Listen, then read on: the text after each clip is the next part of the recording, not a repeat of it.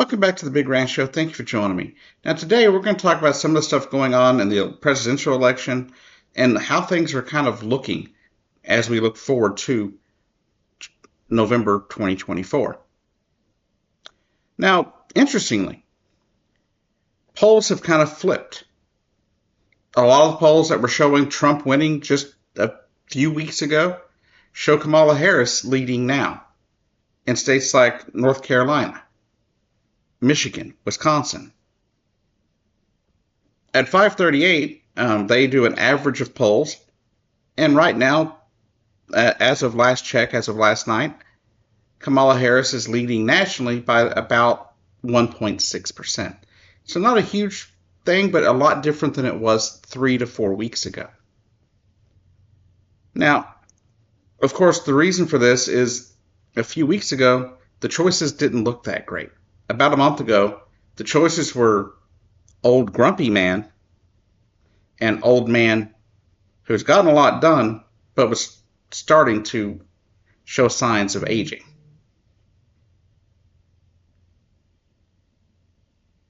Now, once one of those two was out, it became kind of a giant mess, really. We didn't know exactly how things were going to line up. But as that first week went on, after Kamala Harris ended up being the nominee, and now that she has enough delegates that this week she will be named the Democratic nominee for president, there's been an energy about her campaign, and throughout America. There are people from all races, religions, sexualities that are behind Kamala Harris. And there's a reason for that. And that's because Kamala Harris is hope. Hope for the future. Not hate and bigotry. Not anger and rage. But hope. Now, there have been a lot of things said in this campaign already in the last few weeks about Ms. Harris and about Tim Walz. Much of it not true. So let's talk about a few of the things that Republicans have said as of late, especially people like J.D. Vance, who said Tim Walz passed a bill in Minnesota allowing courts to kidnap children and force them to get transgender care. This is not the law, it is not the bill, and it's not what it says in the bill. In fact, what the bill does is allow the courts to have jurisdiction over the case, not over the child. But the situation is this. If somebody is divorced and they've moved to Minnesota and the parents disagree, right? There are some states like Texas, Oklahoma, and Florida that have laws on the books now stating that you can be arrested for your child getting gender-affirming care if you've left the state of Texas or Oklahoma or Florida. That those states could come across state lines, take your child, and return them to the other partner or other half of the relationship, the other parent, right? Thus, in fact, kidnapping the children, right? Because a child could possibly get gender-affirming care. Minnesota said, no, we're not going to play that. We're not doing that. Right? They made it to where the courts of Minnesota can work as a mediary, basically, between the two sides.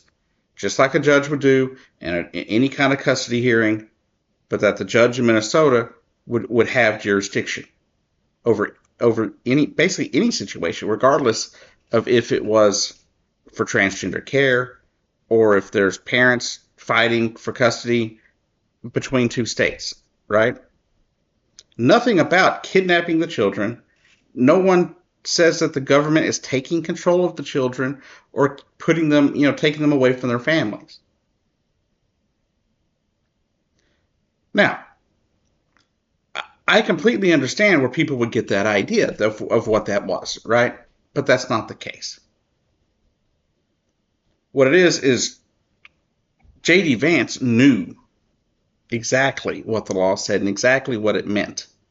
And he knew that it didn't have to do with kidnapping children. But he went on TV, national television and did an interview claiming exactly that. The problem you have with a lot of the people in the GOP is not that they're completely ignorant. They're not all Lauren Boeberts and Marjorie Taylor Greenes. Many of these people are Harvard, Yale, graduates with law degrees from those schools. These are not stupid people, many of them. Take Ted Cruz, for example. But they play idiots to pander to their bases. And it's just how they do it. It's what they do, and it works.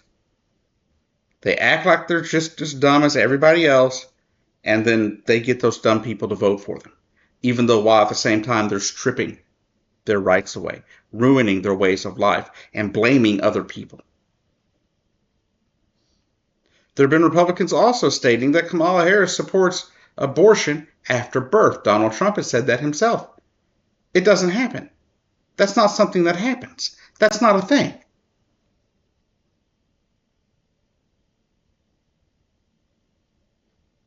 In fact, abortions have a limit in this country. The federal limit right now is 24 weeks. But the moment a child is born, it's no longer an abortion. That's murder. There's not a thing in American medicine for partial birth or post-birth abortions.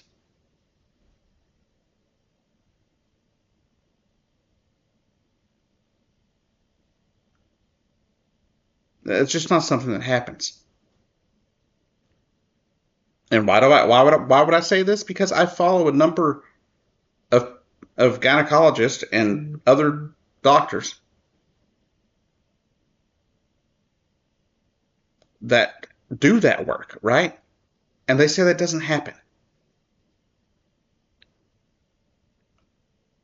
Like I followed a lady here on YouTube, Dr. Mama Jones, I believe her name is, or is it Mama Dr. Jones? I don't remember exactly, but I follow her. And I watch her videos periodically. Just so I know facts about things. And she's like, no, that doesn't happen. That's what she said in some of her videos. There's no such thing as post-birth abortion. That doesn't happen. Now they're complaining because Kamala Harris last week decided she would talk about how they want to implement things to stop price gouging. Not just at your local mom and pop store, but from, major corporations. Walmart, Target, right? All the grocery stores, all the people that sell products. A lot of people are like, oh, it's going to cause prices to go up. No. How would it make them go up?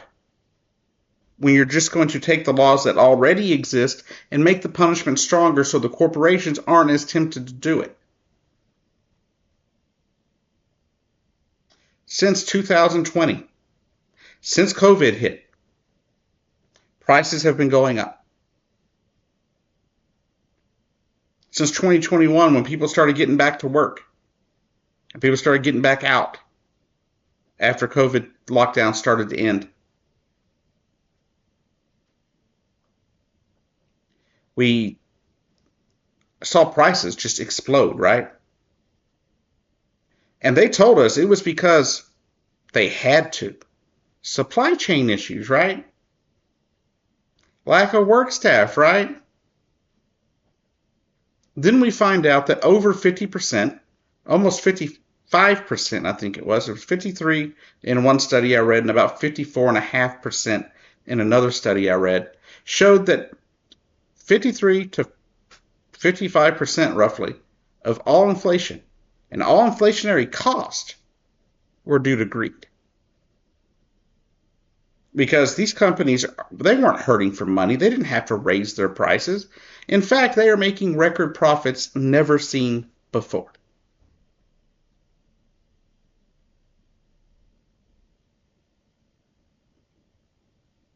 So how is punishing them for price gouging the American public going to hurt Americans? It's not. They say, oh, well, Trump will make things be made here. Are you really going to make bread and eggs be produced here? You mean like they already are? Most of your eggs come from corporate farms. Most of your bread comes from major conglomerates. These are things that the far right has lost their mind on. And they're all lies. So as we head into this election, keep that in mind, that people are going to be lying to you, especially people connected to Donald Trump. Look up the facts yourself. If you're having a hard time finding information, hit me up in the comments. Check me out over on Twitter. Anyhow, y'all have a great day. I'll see you down the road.